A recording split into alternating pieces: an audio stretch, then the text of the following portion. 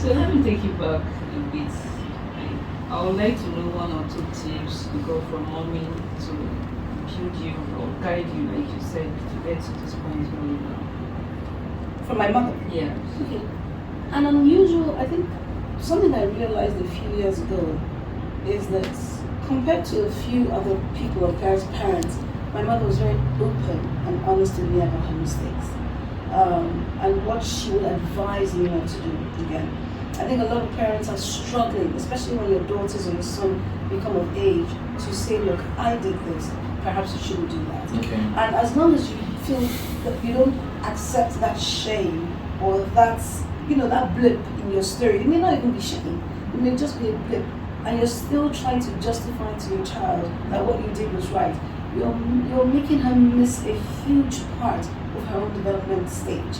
So if you're still justifying, you're still trying to explain, or you're still righting a wrong, even to your children, you make them skip an important part of development. So my mother said to me, I was divorced. I don't think divorce is the right place to be, right? I should have chosen differently. I should have looked inwardly and all of those things.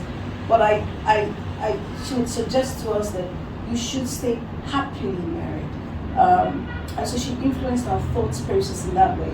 She wasn't justifying being divorced. She wasn't acting from a defensive perspective, because our destiny, our lives were in our hands as young children. And she told us also, my mother would say to me, this is not work that was supposed to be done by one person. 2 people are better than one. So she managed to send us to all the best schools in the world, but she told us at every single point, this is not how it's meant to be. So she breathed those thoughts into our mind. And so looking for life partners, my sister and I, you would find that our husbands are pretty similar in personality type, because she sort of guided us on what's stable, what's sustainable, what will bring joy and happiness, the sort of life partner that you want to build with. And you would find that those 2 guys are similar. Thank you.